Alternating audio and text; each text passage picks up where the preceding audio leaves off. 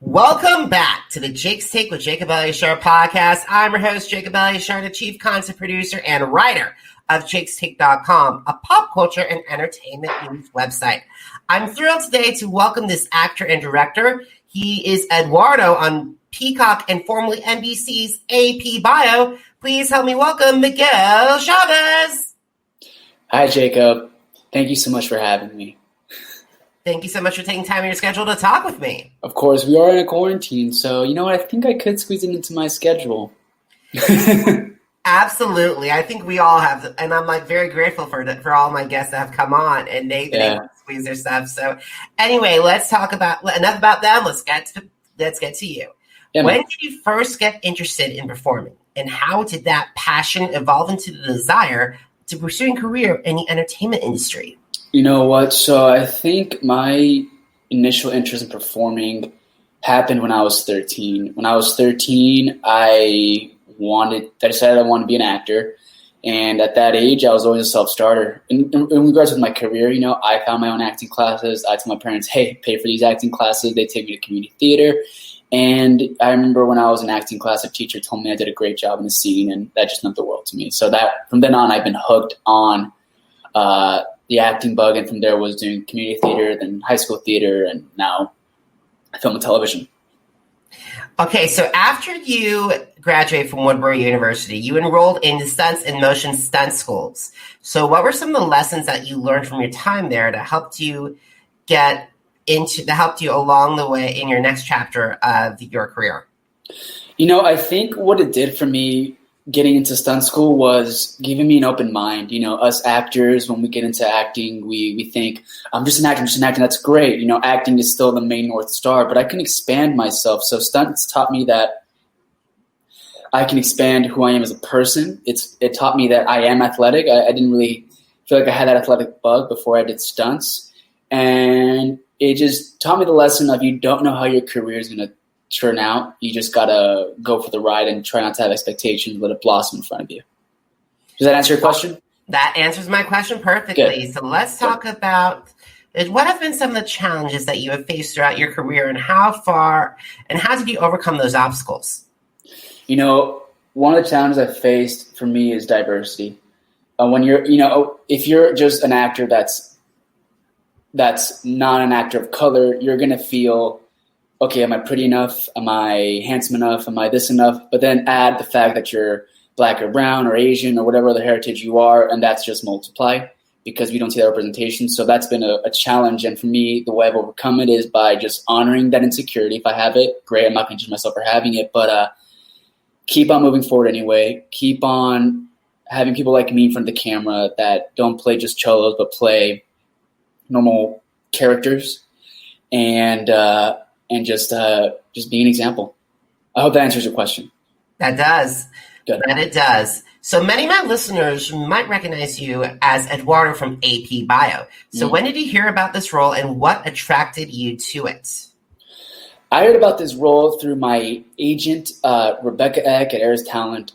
It was just another audition. I got the text message email from my reps telling me, hey, this show AP Bio, the role's Eduardo. It's through Wendy O'Brien Casting. Wendy O'Brien is one of the biggest casting directors in Hollywood. She's a lovely woman. And before I go in for an audition, I always do research on the show, what's the tone of the show, so that I can really just do my best to represent the story and give my best audition. And yeah, when I saw the show, I was like, oh, I can see myself in this world. There are some shows when you're an actor, like, oh, I totally belong in this world. For better or for worse, I belong in the world of dorky dorks. And I remember I went in for the audition. I even messed up my lines, which never happened, but it was like, I'm not trying to sound like a pretentious actor, but, I like to do my homework before I go in. But I really got the comedy down. I really just understood the comedy. I enjoyed doing comedy auditions. And then a couple of days later, I find out from my reps I got strongly pinned for the role. For your guests that might not know what that means, when you're strongly pinned for a role, it means you're like the number one choice, probably. And then I find out the Thursday of the week that I went in for that audition that I got the part. And Friday, I'm going to the table read. So it all happened just like that. And Friday, I'm at the table read the entire cast, including Glenn Howerton and Patton Oswalt. And what attracted me to the role was Well, I like the fact that Eduardo is just a normal teenager. I happen to be a Latino actor, but that doesn't define my character. I'm just a nerdy teenager that really, really wants a girlfriend. And I get that. Awesome. Now, now we all heard there were stories near the end of the decade last year in 2019. The AP Bio was canceled from NBC. But however, thanks to your colleagues, Glenn Howerton and Patton Oswalt, AP Bio was saved from cancellation and moved to NBC streaming service Peacock. So and a major part of that save was the fans rallying behind you guys. So what was your reaction when you found out that the fans helped save the show? Gratitude, Jacob, just full-on gratitude, because it means I have a job, and having a job in our industry, is challenging, and just being humbled by the fact that people really care about the show. And it also just made me feel proud that I'm a part of a comedy that's really well written. The head of our show, our creator, is Mike O'Brien, and he wrote on SNL. He's like a big, huge writing, comedy heavy hitter. And our writing staff, they come from Parks and Rec, they come from Community. They're all just killers in the writing room. So just grateful just to have a job and to keep on satisfying the fans and hopefully making you guys laugh. Awesome. And now one of my things that I've loved, and when you mention these top NBC shows, when you see Parks and Rec, when you mention Community, and so how does AP Bio, for those in my audience don't know about AP Bio and may associate with Community and Parks and Rec? What are some of the similarities and differences between those shows? The similarities with all those shows, all of us, is that all of the characters are crazy, weird, flawed, and we are just funny people. I'm not going to say I'm funny, but the characters are all funny. If you like the characters in Community, you're going to like the characters in AP Bio, because we're all just a rambunctious crowd of sweethearts that make the audience laugh. Also, we're all under the same network, so we're under the same pedigree of just funny comedy. NBC is known for its comedy, and we're a part of that group. Well, Peacock, but you know what I mean. Yes. Yes, and now also you've had the opportunity to share the screen with a plethora of fantastic actors such as Howerton and also Jean Velapique. So what were some of the lessons that you learned from them that helped you grow as an actor? The couple of lessons I learned from Sean and Glenn was how to be professional. You know what I mean? It's one of those things where Glenn's the star of the show. However, he doesn't throw any fits. He's really professional on set. He's really kind on set. He's really respectful on set. And when you're the star of the show, you can really make things difficult for literally hundreds of people. But I don't see that with those actors. All I see is, let's get the pages done and let's make a show that the audience is going to love. Awesome. So what have you liked about Eduardo's character growth from season 2 to season 3? What I've liked from his growth is that, surprisingly, they gave him more emotional depth in season 3. There's a scene, I don't know if you've seen it, where my character reveals some traumatic stuff that's happened to him, to his best friend Victor in the show. And when you're an actor reading that, you're like, oh man, I did not expect to get this from a comedy. But that's the joke per se, is that this moment's about to get really serious, and that's the humor in it. So that was something that I see that's different from season 2 to season 3. And also, they just give me and my co-star Jacob more funny scenes together, because in the show we're best friends, and people like seeing that. People like seeing that best friend dynamic because they know they're going to see some funny, cringy humor. And it's basically like Zach Braff and Donald Faison, Scrubs. Oh yeah, yeah. Because that reminds me, when I was watching that, I'm like, okay, this is buddy. This is back to back. This is like Donald Glover and Danny Pooney, and exactly. It's like basically that. So I got to say, you guys have a really good chemistry together with the Best Buds thing. Yeah, so, Jacob makes me break character from time to time on set, so he's really funny. Alrighty, also, so what can my audience expect from the season 3 of AP Bio if they haven't watched it on Peacock? Your dear guests could expect to laugh, I hope. All the things that they loved from season 2, if they're fans of the show, they get that, and then some.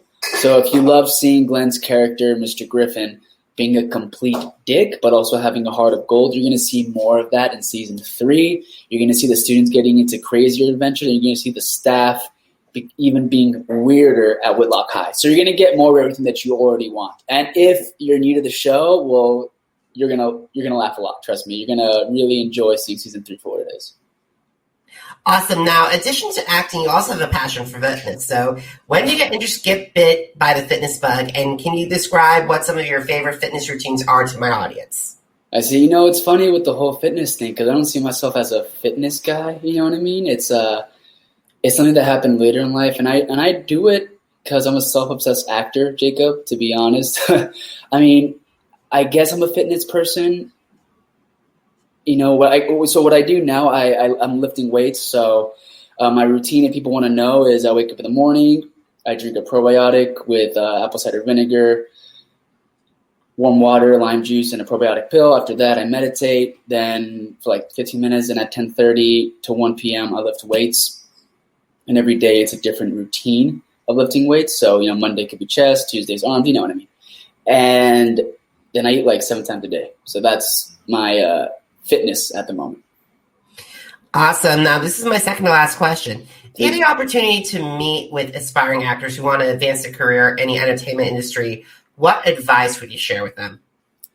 There's a lot I can share with them, Jacob. I think the first thing they need to hear, because I needed to hear this, was you're already an actor. You're not an actor when you book the show. You're not an actor when you get that movie role. You're just an actor. I mean, when I start really early in my career, I would pay a theater company to do scenes with my friends from Shakespeare and Sam Shepard, a great, amazing playwright. So if that's not an actor, I don't know what an actor is. You know what I'm saying? So you're an actor already. And I would also say be quick, but not in a hurry. Be quick, but not in a hurry. When you know you have to do something, do it. And finally, let your career blossom in front of you rather than holding on to expectations. Because nothing turned out the way I thought it was going to. As your guests now know, I went to stunt school. I even went to film school. And I wanted to go to drama school, but that did not happen for me. So I was building my career during my time out of college. Awesome. Now, where can my audience connect with you or on the web or see some of your work? The audience can connect with me. Well, if they want to watch the show, I highly recommend they watch it on Peacock. Our show is on Peacock. We're Peacock's premiere comedy debut at AP Bio on Peacock. So just look us up online and you will see us. Awesome. And social media? Social media. Miguel Chavez himself. So if you know how to spell Miguel, you know how to spell Chavez, you know how to spell himself, Miguel Chavez himself. And there you can find me. Alrighty, guys. Now, if you want to download more episodes of the Jake's Take with Jacob Elyachar podcast, head to Apple Podcasts, Google Podcasts, Spotify, and Spreaker. Just type in Jake's Take with Jacob Elyachar podcast, and you will see episodes with Big Brother alumni such as Jody Rollins and Rachel Riley. America's Got Talent was a major year this year because we've not only had Brandon Leake, who won season 15, and also Christina Ray, who made to third place on this past season, but we also had semifinalists Max Major and Jonathan Goodwin. And not only that, we also had Survivor legend himself, Ethan Zahn. So head over there, download all those episodes on Apple Podcasts, Google Podcasts, Spotify, and Spreaker. Now, please subscribe to my social media channels. I'm on Facebook, I'm on Twitter, I'm on Instagram, and I'm on YouTube. It's Jacob Elyachar, JACOBELYACHAR. Once again, Jacob Elyachar, JACOBELYACHAR. Now, if you want to find out from my past coverage of America's Got Talent this season, and also currently what's going on in Masked Singer, and also my takes on new music, head over to jakes-take.com. Once again, it's jakes-take.com. Miguel, thank you so much for taking time in your schedule to talk with me. I appreciate it. Likewise. It was a pleasure. All righty. And guys, thank you so much for listening and have a fantastic day. Goodbye, everyone. Until next time, thank you for listening.